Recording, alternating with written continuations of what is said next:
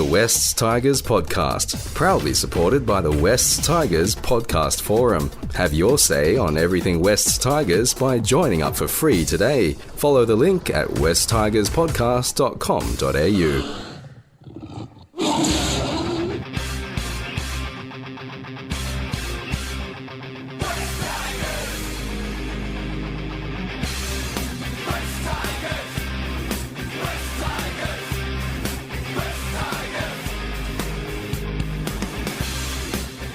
Welcome to West Tigers Podcast. We have a very special edition of our pod tonight. I think everyone's kind of overhearing what Declan, Joel, Eddie, Steve and I have to say. So we've got a couple of fans of the club on tonight to have a little bit of a discussion about the going-ons at the club, about the current situation, about what our future looks like. I'm joined tonight by Steve Stretton, our regular West Tigers panellist. Good evening, Steve. Hey, Gary. Hey, guys. And we're joined by Yachty and Aidan as well, who are both fans of West Tigers, long-time fans. Aidan comes from Melbourne and he's joined us tonight from Melbourne. And we've got Yachty who lives in Sydney and he's joined us as well. Steve, you're unable to join us on Sunday night. How are you feeling after the events of the weekend? Oh, mate. Firstly, Aidan, Yachty, welcome. It's great to have you here. I'm slowly climbing out of a deep, dark hole, I can tell you. That was pretty disappointing. Not so much that we missed out on Sherrardo. That's not my greatest concern. It's just that we seem to have thrown everything at him and ended up with nothing, So it's been a bit hard, but I suppose at the end of the day, when you think about it logically and you'll get the emotion out of it, we're all West Tigers fans, and I've been a West Tigers supporter or a Tiger, Balmain first, for close to 50 years. And that's going to hold true over everything, and that's going to get us through this as fellow supporters. So I suppose that's a good place to kick it off, Gary, is to find a little bit about Aidan and Yachty and how they came to be West Tigers supporters. So I'll start with you, Yachty. What's your history and your link to this wonderful club? So if you're saying wonderful, it firstly began with the Western Suburbs Magpies. So Dad was born and raised in Ashfield, which was one of the original homes for the Magpies. And when he decided to have kids, it was only right for his firstborn son to be a Magpie like him. As after all, he said to me growing up, West is best. He then continued on to 99 when the joint venture was going to connect into two into one. And Dad was distraught what was going on. And there was a young 6-year-old me going, Dad, what's going on with our club? He didn't want to answer, but he knew deep down that he had to sort of continue this tradition that he had grown up with his father and therefore pass it down to me. So from there, from 2000, we went to a handful of games and just continued going until I turned 18. He said, right, I can't continue going to every game with you. It's going to be up to you now to take the keys and take it forward. And along the way, I've watched countless games, countless replays, and a bit of a trivia buff when it comes to all things with our club. Can understand now where that passion comes from. Yachty, that's an awesome response. What about you, Aidan? What's your background West Tigers wise? Yeah, Steve. Steve, Gary and Yachty. My grandfather grew up in Ashfield as well and played for West actually in 1952, which was the Magpies' last premiership. So I've actually got the original pocket from the jacket that they were given. With the emblem and everything in the frame. And then, Pa moved to Albury to coach the Albury Blues rugby league team, I think they're called, and ended up marrying the president's daughter. And so, I grew up ended up growing up in Wagga. And, when I was 4 or 5, started playing for the Wagga Magpies juniors team. So I was playing for Magpies. My grandfather played for Magpies, so it was just a destined choice, really. But it was me and one other person in Wagga that went for the Magpies back in the 90s. Yeah, not the most popular club flying around during that 90s period. They didn't have a real great run.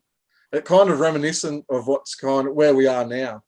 And when I have a look at our fan base at the moment, it's a really split fan base. It's quite a negative fan base at the moment. Yachty, where are you sitting in regards to that feeling around the club? Are you happy with the club? Are you feeling Do you have feelings of negativity towards the club? How are you sitting at the moment, mate? It's almost like a seesaw. Like you just sort of don't want to follow what the crowd do, but at the same time, it just depends who you ask the question to. And it's almost coming to the point like you can question your own support.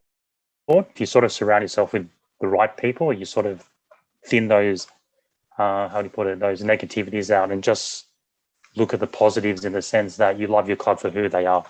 Yes, you can have dreams to say we want a premiership, we want ambitions to go forward, but you got to face the facts of the current moment and you can't just jump forward 5 years and hope for the best. So you sort of got to go along ups and downs, because at the end of the day, it's a roller coaster that we all go through. And it really is up and down at the moment. Now, Aidan, you're one of the most positive guys I've kind of seen around the club, especially in regards to Michael Maguire, who we've now parted ways with. How are you feeling at the moment? Yeah, thanks, Gary. I try to be as optimistic and as positive as I can, and I think, part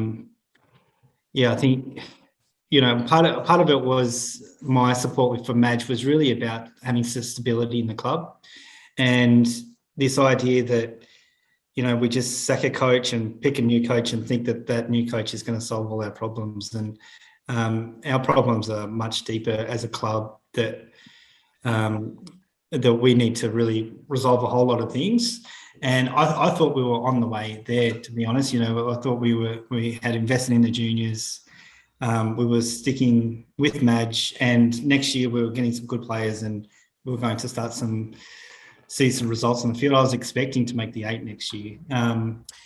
And to be honest, after Madge got sacked, I've lost a lot of hope. It's really kind of pulled the pin for me. I'm looking for the club to start pulling together a story of why we need, how can we be hopeful about the future of the club, and what are the things that we can grab onto that aren't just the first grade coach and who that will be. You're saying that you're hopeful of making the 8 next year under Michael Maguire, that you're starting to see some improvements there. What has changed? Is it just the sacking of the coach, or is it more to it than that that's changed that kind of optimism that you had?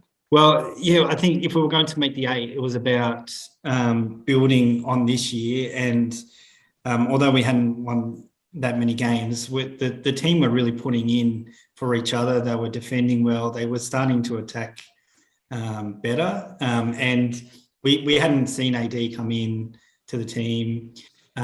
So if we were to make the 8, it was about building every game into next year. Whereas now we've pretty much thrown away the rest of the season.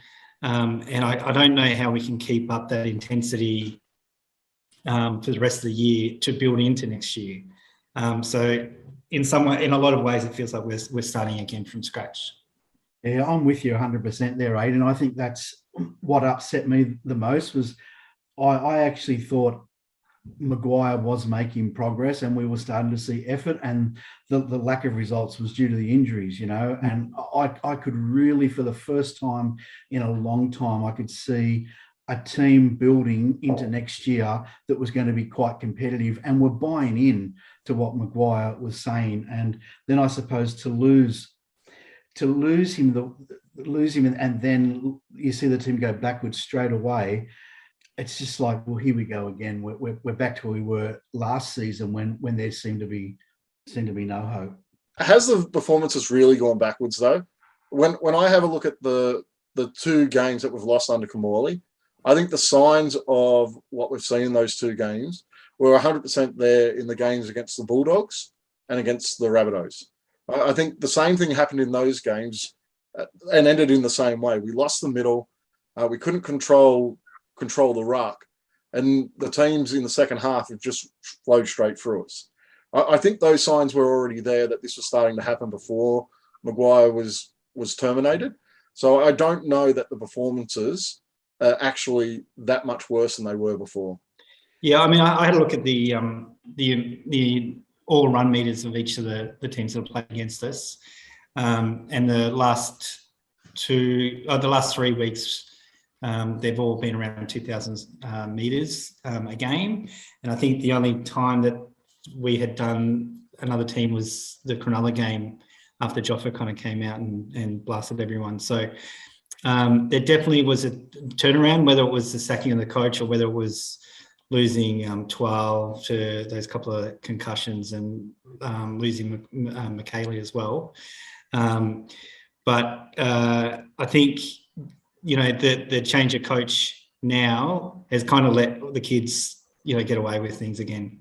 So I said, earlier in the year, we had a discussion on the pod about responsibility of fans and members and that sort of thing. We talked about that my point was that we have a responsibility to try to stay positive and send out a positive message. Even on, I don't know if you guys saw it, but on 360 tonight, they were talking about the Tigers being a victim of that negativity, and that the negativity is out there. It's interesting because they cause a lot of it, right? But the negativity that's out there is now really impacting us, in that Ciraldo may have not come here because of the negative stuff he hears. So how do we improve the mood? How do we salvage something out of this year and pick ourselves up moving forward, either as a fan base or, just as importantly, maybe more importantly, as a club? What do you reckon, Yachty? It begins with caring, I believe. Like, we can sort of show to the players that we're committed to them, but at the same time, they've got to have a bit of heart as well. So you sort of want to, how would you say it? I'm just trying to think. You sort of you've got to care for them, but then they've got to sort of show that back to us as well. And I think they've got to have that connection again, just to have the basics going right.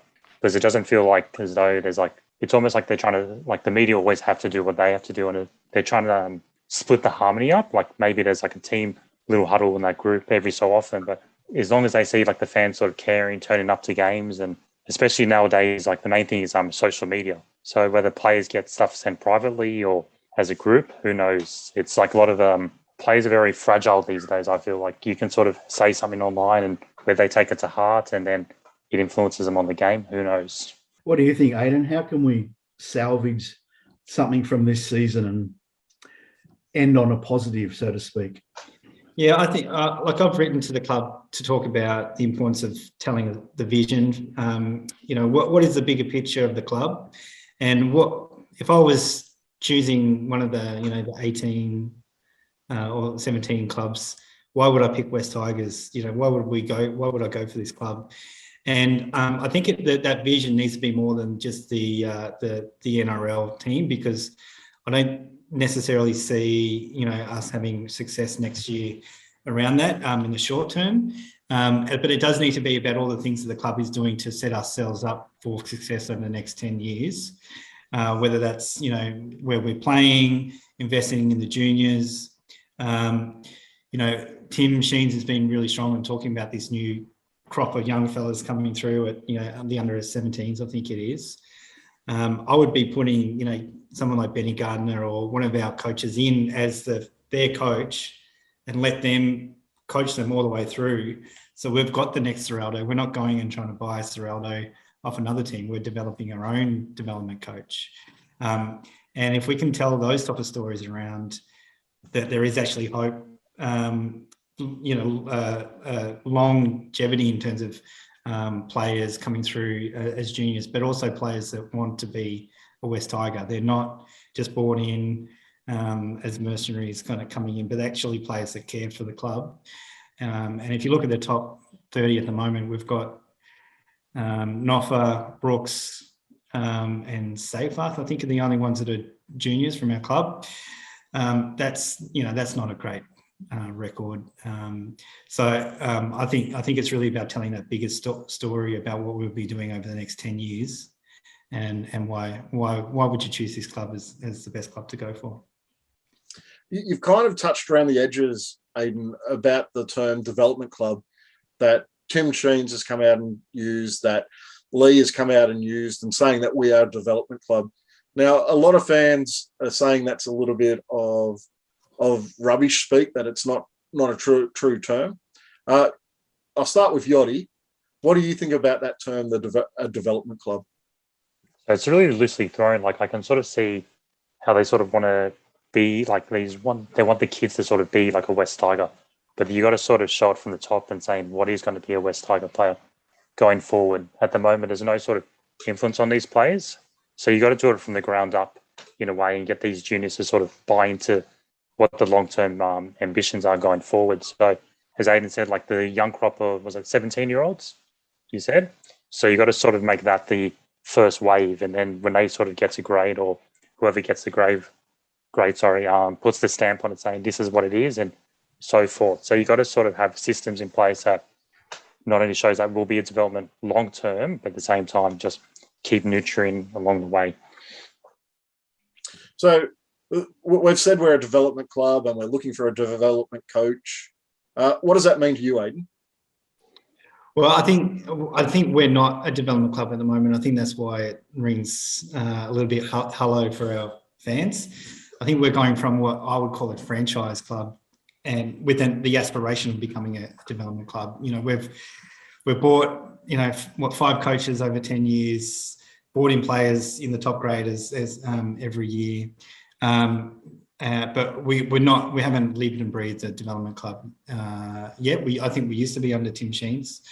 And that does take time, that transition from, you can't click your fingers and have all these juniors just pop into the first grade team first year. Gould said it was a 5-year plan at Panthers. So we do need to have a transition and not expect us to just have all these juniors kind of coming into the grade next year. Well, and it really is a big change of strategy. After the big 3 left us, we kind of went away and tried to buy in some mercenaries to win a comp. And then when we had Adam Hardigan here, Adam Hardigan is all about junior development. But a big part of what he was trying to do is cherry picking juniors from other clubs and bringing them into your system and developing players that way. Similar to what the Roosters do, and he'd come from the Roosters. So I think the transition we're looking at now is going from that system that we had with Hardigan to where we're focusing on juniors from around the country, where now I think more emphasis is going to be placed on our local juniors and bringing young guys through from the Western Suburbs district and from the Balmain district. I think we panicked, I think back around that Tedesco Moses sort of time, we panicked and just had to have a quick fix. And that has been such an error. And then that error was compounded by the fact that, what's his name, moved on to Penrith. Cleary. Cleary, that's it. Just mental blank. Shows what I think of him. And that compounded it, Like I think we did have at our heart junior development, and we walked totally away from it, and now we've come to our senses again, I think, and it's just going to take time. I guess my issue with that is, why have we only just decided to do it now? And I think there are kind of practical reasons. And Gary, I know you've spoken on other pods about the club not being in the financial position to invest in juniors, but Pascoe Justin Pascoe was the CEO back then as well, and he had come from Penrith. And Penrith, when he had left Penrith, were investing. They were in the middle or at the start of their 5-year plan under Gould. So he had seen what was happening at Penrith. So I guess I do question, why did we go away? And I think it was probably that lack of footy knowledge within the club and within the admin and board. But it's really, we're still seeing the effects now, and that's really hurt us over the last 5 or 6 years. I think the key part to that is what Steve just said, is we lost Tedesco, local junior. We lost Moses, local junior. We lost Aaron Woods, local junior. We lost 3 local juniors all at once, and we panicked. We lost those main guys that we had spent money and time on nurturing. Moses, we were paying him $600,000 a year when he was still in the under-20s. So we spent a lot of money on these guys, and then they all up and left. And I think the decision straight away was, well, why'd we waste all that money when we can just buy players from elsewhere? And really, I think with the fabric of our club and how our club's been set up and how it's been run over the years, I don't think that was ever really going to work for us, just bringing in a whole heap of players willy-nilly. and selecting the wrong players, which we did at the time. I think it was just a panic move. And then I think over time, as our finances have got better, because it costs a lot of money to put appropriate structures in place underneath your top 30. And I think over time, as we've got financially stronger, we've been able to reinvest in that area. I think one of the question I asked then is, well, why did they want to leave? Why did Tedesco and Moses want to leave? And one of the questions I have is, well, we didn't have leaders in the team because we had kicked them out. We kicked Benji out. We kicked Farah out. And so, Teddy did try to leave to go to Canberra, and Farah convinced him to stay. But we didn't have those. If you had the Roosters, they've got those senior group of players that bring in the next senior group of players, which then bring in the next senior group of players, and we had lost that kind of that link. I'm sure you've heard my argument on why Luke Brooks didn't develop into the player we all thought he was going to be, is because we didn't partner him with senior support around. So he had 1 year where he had a senior partner, it was Braith Anasta. The rest of the time he was partnered with Mitchell Moses and then chopping and changing.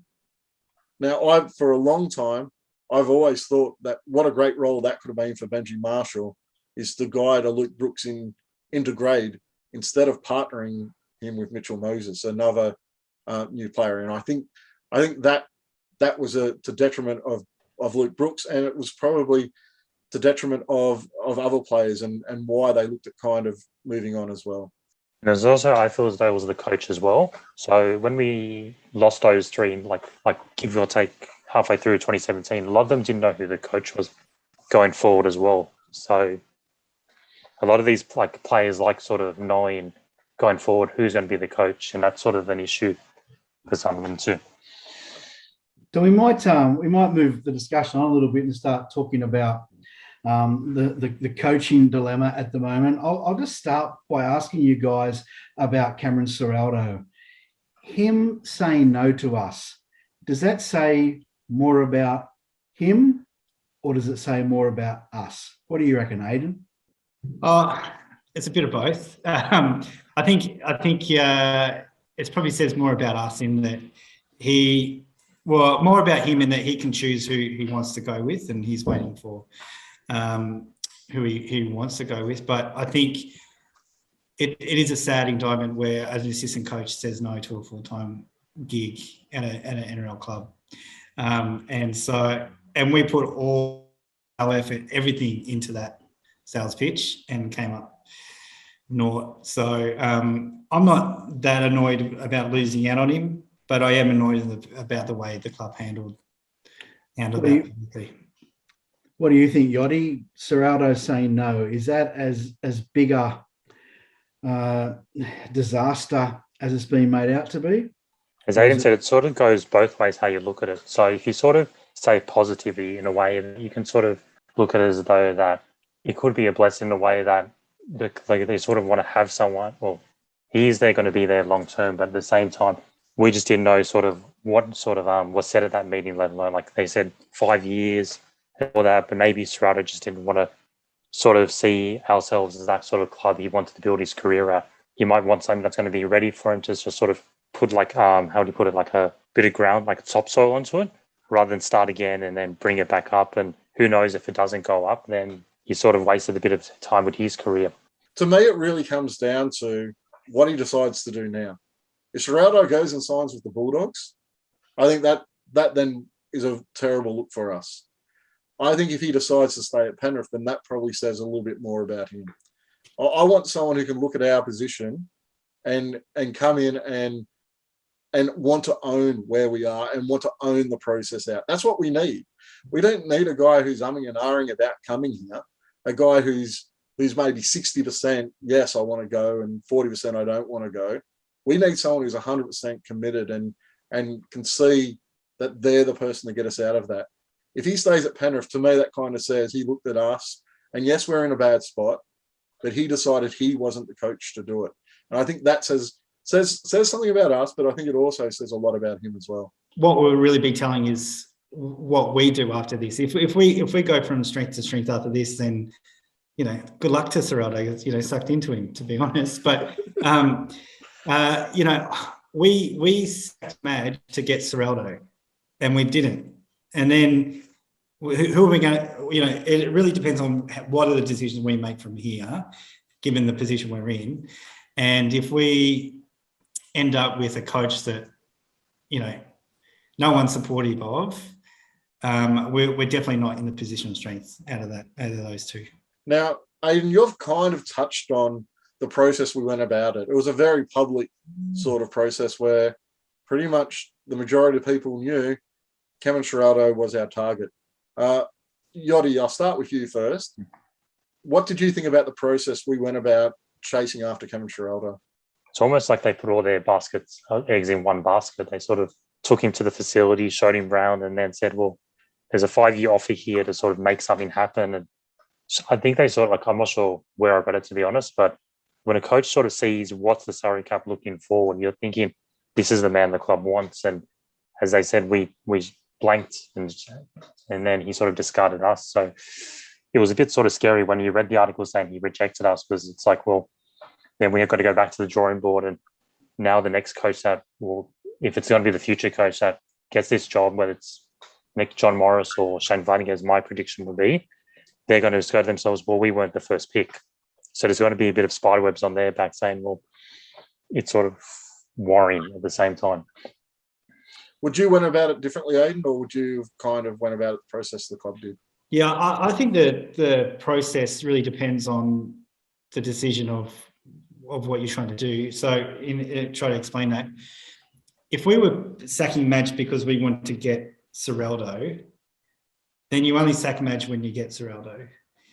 But if you want to sack Madge because he's not, he's lost the playing room, or he's not, he's been deemed to be not the best coach anymore. What, then, 3 out of 12 or something like that?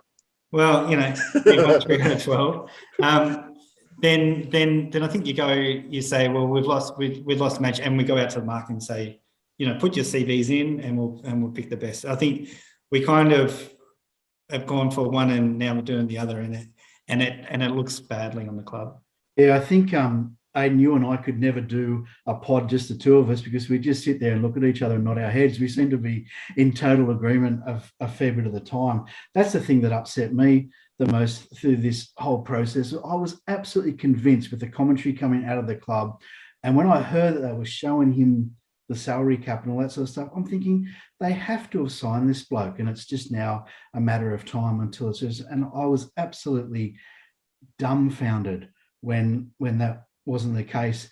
Yachty, you mentioned Flanagan and Morris, so they're obviously the two people you think are in line for the job. Are they your preferences? You sort of got to look at the age of them as well. So I think Shane Flanagan's like late 50s or so, but whether he wants to be around in that 5-year process, another question. Whereas John Morris is like similar to Ciraldo, but at least John Morris has got that first grade experience under his belts, and they always say has that connection with the club. He was only with us for 3 years, but I guess someone who sort of knows the joint as well and has that little connection with Tim Sheen sort of can plant the seed and maybe go, well, we've got someone here who was part of the fabric once upon a time, and then sort of say, well, show us what you got, sort of boys going forward for the team, saying, well, if I've played for the Tigers, then this is how it's going to be going forward. Because you got to have that connection with players, I feel. Yeah, I have to admit I'm not overly excited about John Morris. I don't know why. I don't have any real solid evidence to put forward as to why he shouldn't be the coach. But there's just something about him. I don't know, a strength of character. There's something in my mind about him not wanting to confront players and that sort of thing. Commentary came out last year, and that really concerns me. And if he gets the job, I'll support him, and I hope I'm proven wrong. But what do you reckon, Aidan? You're and you can't say Madge, okay? You got to accept he's gone. Oh, yeah. Who's your preference? Well, I would have kept Madge, and I would have developed our own development coach, to take over Madge under Tim's mentorship. But I think given where we are at the moment, mine's a bit of a left field one. it's Ian Watson, who's a coach in the Super League. So he currently is coaching Huddersfield, who took over from Simon Wolford. I think they were they're always kind of in the middle of the ladder. He's currently got them fourth on the ladder at the moment. But he coached Salford when Jackson Hastings started at Salford, and they both took Salford from the bottom of the ladder to the grand final. And Tim Sheens was actually the GM at Salford and appointed him as first grade coach. So in terms of, I guess, the most important relationships of the club, it's between the halfback and the coach, and then the coach and the GM. And Watson has a great, relationship with both of those. So, and he's meant to be great in getting the most out of players as well. Were all three of them at Salford at the same time? No, Sheens had left by the time Jackson had arrived at Salford. He went and started coaching Hull KR. But when Sheens was at Salford, it was actually under Dr. Kukash, who was paying out of paper bags and other things. So I think that's why Tim Miner left. I'm really glad no one's mentioned Flanagan as their number one choice just yet. Steve, what's your preference again? My preference is out and out Todd Payten. I would love us to sign Todd Payten. And I heard there's been word that it's been put to bed, and Joel was saying in the private chat to me earlier tonight that was from an article from up north, a local paper up north, where he was interviewed. So maybe it's all done and dusted. But the way they were talking on 360, and let's face it, they're the fonts of all wisdom and knowledge. They were still talking like it's alive. So I'd love that to be the case. If we were the Roosters or one of those clubs, they would actually get that done. Like it's one of those farcical moves, but they would actually, slit someone's throat and step over them and get that done. And I wish that we were the club that was a little bit more ruthless and actually kind of looked after ourselves instead of being the nice guys that always come last. Is it being a little bit more ruthless or being a little bit more successful that would get that done though? Because it's one thing to be ruthless when you're successful. It's a little bit harder when you're down the bottom of the ladder. Well, but when you've got some leverage, he is a club great. He's got that relationship with Sheens. We do have some bargaining power. And I mean, that's why the story's being told. So, if there's an opportunity, you got to explore it. Do you think things have gone quiet, boys, because we're shell-shocked and we're just recovering, or do you think we may have learned a lesson and there's lots of negotiating going on in the background? What do you think, Yachty? It's almost like as though they want to sort of do the silent treatment because they know there's sort of, I think it feels as though like board and all that internally know there's issues, and maybe they're going to try to not publicize or sort of spectate on every little thing. Because to have like a statement coming about a coach is sort of disheartening when you sort of read it, and it's like, why are we posting it? It's best just to keep it under the rug, and then at the moment just wait till the news comes forward saying this is the West Tigers coach, not just to sort of say we rejected it, because then that goes to like people like 360, and like you said, they think they know everything, and if they read that, they'll put their spin on it and say, no, Tigers got rejected. So it's almost like saying, what's the point of publishing every little thing, because it's just going to come back at you. So it could be a lesson learned or a blessing in disguise.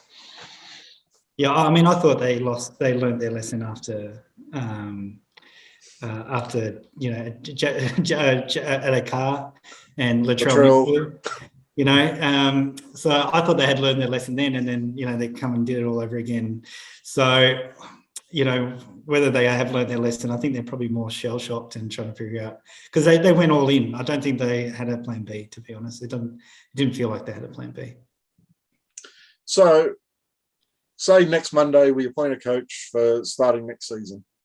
What else do we need to have in place before next year for that new coach to come in? Aidan. Well, the next coach is not going to be the Messiah. They're not going to fix everything. And they're going to struggle. So I think we need to build a stronger system around that coach, so the focus isn't solely on them. I think I'd like to see, Tim Sheens was really quiet the first half of this year, and I think everyone was saying that was a good thing because trying to not muddy the water with Madge, but I want to see a united club where we don't point fingers at each other. I want to see us all in. The only way we're going to get the club up and running is that we all pull in the same direction. So that has to be, the board, the chairman, the GM, the CEO, the coach, everyone, all the way through to development needs to all be pulling together. And I think, that's the best thing that we can do, is really actually all align together and be on the same page and support each other. Yachty, what would you like to see happen at the club around supporting that coach between now and them being appointed, let's say, next year? So probably got to go with the standards, I think. So like we always touch upon this year, we sort of want to see the team play with heart on the field. So they sort of got to regroup together and sort of say there's always going to be a good thing that comes from this. So whether they sort of pull their finger out and saying, look, we're not going to have what we want now. Let's just sort of rip in for each other, because at the end of the day, we sort of got to have that care respect for not just the play, like players like playing for each other, but people to sort of come back next year. Because if it goes that way, let's say, like splitting, going separate ends, it's just going to cause more and more disharmony, and you're going to have players that just don't want to be there. So we've focused a lot on the club and everything that's sort of around the football team. What about on the field itself for the remainder of this season? You've probably heard, we've talked about it on the pod a fair bit. One of Gary's favourite points to make is wanting to see those three halves jostle it out, between now and the end of the season. What do you guys want to see on the field? Do you just want to see the same 17? Do you want to see us mixing it up? What's going to benefit us most moving forward, Aidan? Yeah, essentially it's a pre-season for the rest of the year, and I definitely want to see Dewey and Hastings together, and I want to. We need to make. I mean, the whole point of sacking Madge now was so we can make decisions around the spine for the following year. So we need to be testing those combinations and making a decision on who is the spine going forward next year. And I want to see some of those juniors come through, like Paul and others, playing some first grade as well. Do you have an opinion on what the spine should look like, not just for next year, but we've got to sign those players for 2024? What would you be looking at in that spine area, Aidan? I guess you start from your most certainties and work the way through. Hastings is definitely your 7. So I'll be working, lock that in. And then I'd be working, but I mean, I would think it's AD and Hastings, but it's almost, I would almost be saying to Hastings, who do you want? And then, Appy is going to be our hooker. And then the fullback, I think Laurie still has a lot to show. We need a genuine number one. A superstar number one. I don't think he is it at the moment. So you're looking at going to market at 1. Is there any chance you're going to market at 6 as well?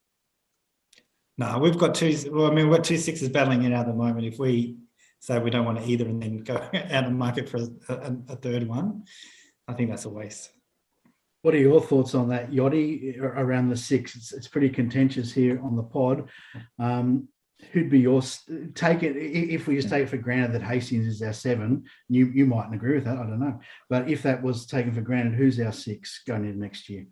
So you got to sort of see who's going to do the run home sort of thing. We sort of always touch on Brooks saying, is he going to get there? Is he going to get there? But as we said, it's just got to be trying combinations, and you got to sort of try something different. So we'd like to see Ad sort of get into that number 6 and just show what he can do with Hastings, because we get to see that sort of either, well, obviously he's been out for the chunk of the season, but there's nothing to lose in the sense that you just put him there, see what it's all about, because as supporters, we just want to see what they can provide to us going forward. Yeah, I think the biggest strength for me in terms of Hastings and AD at 6 and 7 is not necessarily the quality or the skill, because, they are, I think Gary, you say they're slowest half pairing in the comp. But they are the leaders of the team. They're the heart of the team. We are missing that leadership those players, since we lost Farah, those players that say, "Come on, fellas, we love this club and we're gonna win this game." And I think those two leading the team would be the best thing that we need right now. You're not worried about a lack of pace around the halves if you went with those two? You put the pace in the as long as the pace are in the centres and the wing, and it's a lot easier to find fast wingers and centres than is clubmen at 6 and 7. Okay, so we've spoken a little bit about the rest of this year. Let's move on and talk about our club for a little bit. So we're a big club. We're a joint venture of two traditional clubs. Yachty, what do you see the strengths of the West Tigers? What is it that we do well, and what is it that we can lean back onto in this time that's quite difficult at the moment? I think it's like the little stuff behind the scenes that we sort of don't see. So they sort of say we're in a financial position better off than years gone by.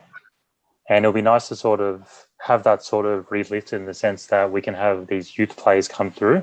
So like by making all these systems in place behind the scenes, that could sort of step us forward into that 5 years where we've got that generation sort of coming through that want to play for the club and stay with the club, hopefully too. Aidan, same question. What are our strengths? What is it that's going to turn us from being this bottom dweller, this bottom 8 for the last 11 years into that premiership force, and not just for a little while, but for a long time? Yeah, it's funny. Our strength is probably also our weakness in that we are a joint venture of two proud clubs, and I would say 95% of our fan base became a fan of the club through one of those joint, those original clubs. So I think that is a strength in that we've got two junior nurseries in two sections of Sydney. We've probably got the biggest catchment in Sydney. I keep hearing about the 400,000 supporters. I did have a look to see if that you could compare that with other clubs in Sydney. And from 2021, there's the Roosters, us, Rabbitohs, and Eels all around that kind of 400, 350 to 400 mark.